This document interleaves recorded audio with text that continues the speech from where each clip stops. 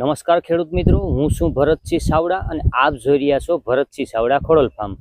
મિત્રો, હવે મગફળીની અંદર જે બીજને પટ આપવાની સાચી પદ્ધતિ શું છે તેમના વિશેની આપણે સંપૂર્ણ વાત કરવાની છે. મિત્રો, જે પેસ્ટિસાઇડ અને ઓર્ગોનિક જૈવિક તમે જે તે કંઈ ખેતી કરતા હોય તેમના વિશેની સંપૂર્ણ માહિતી આપવાની છે. મિત્રો, તો વિડીયો સેટ સુધી જોવાનું ચૂકતા નહીં. અને મિત્રો, ચેનલની અંદર કોઈ નવા હોય તો ચેનલને સબસ્ક્રાઈબ કરી, લાઈક કરી અને શેર કરી દેજો, એટલે જેથી કરીને કોઈ પણ ખેડૂત આ વિડીયોથી વંચિત ન રહી જાય અને સાચું માર્ગદર્શન મળે. તેથી તમને બધાને ખ્યાલ આવે કે આપણે અમુક દવાઓના પટ મારવાથી મગફળીની અંદર સારો ઉગાવો ન આવતો હોય, કોઈ પણને ફૂગ આવતી હોય, કોઈ પણ આપણે સફેદ મૂંડા આવતા હોય, તેમના વિશે આપણે પૂરતી કાળજી લઈ શકીએ. મિત્રો, તો હવે આપણે મગફળીની અંદર બીજને પટ મારવાની સાચી પદ્ધતિની વાત કરીએ. મિત્રો, તો તેમની અંદર હવે આપણે જે પેસ્ટિસાઇડ દવાઓની અંદર આપણે અલગ અલગ દવાઓના પટ મારતા હોય છે. હું આપણે કોઈ એવી ખાસ ભલામણ નથી કરતો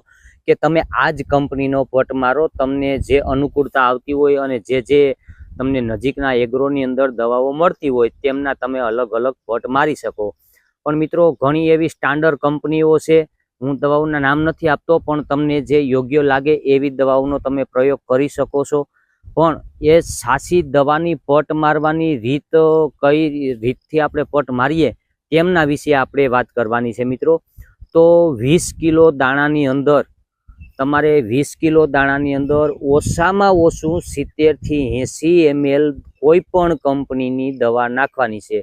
પછી મોમરી આવતી હોય તો એનું તમારે અલગ દ્રાવણ કરવાનું છે, જેટલા ગ્રામ કીધું હોય પ્રમાણે. અને જે કંઈ તમે લિક્વિડ ફાર્મમાં લેતા હોય પ્રવાહી, તેને 70 થી 80 ml 20 કિલોના પ્રમાણમાં દવા રાખવાની છે. અને ઓછામાં ઓછું તમારે 3 ભાગનું પાણી રાખવાનું છે. 1 ભાગની દવા અને 3 ભાગનું પાણી.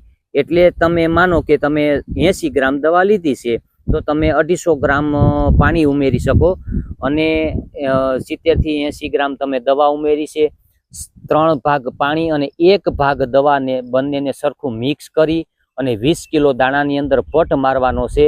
અને તમે કોઈ પણ કપડું પ્લાસ્ટિકનું હોય તેમની અંદર નાખી અને સારી રીતના તમે 20 કિલો દાણાને કેરવી અને એનો પટ મારી, અને કોઈ પણ દાણો પલરા વગરનો ન રહી જાય તે રીતના પટ મારવાનો છે. મિત્રો, પણ તમે એમાં એવું વિચારતા હોય કે ભાઈ આપણે આમાં એગ્રોવાળાએ કીધું છે કે આ દવાનું તમારે 10 મણ દાણા છે તો તમારે એમાં 700-800 ગ્રામ જેવી દવા હશે તો થઈ રહેશે. બરાબર, તમે એટલી દવા લઈ આવ્યા હોય તો હવે એ દવા લઈ આવીને તમે એની અંદર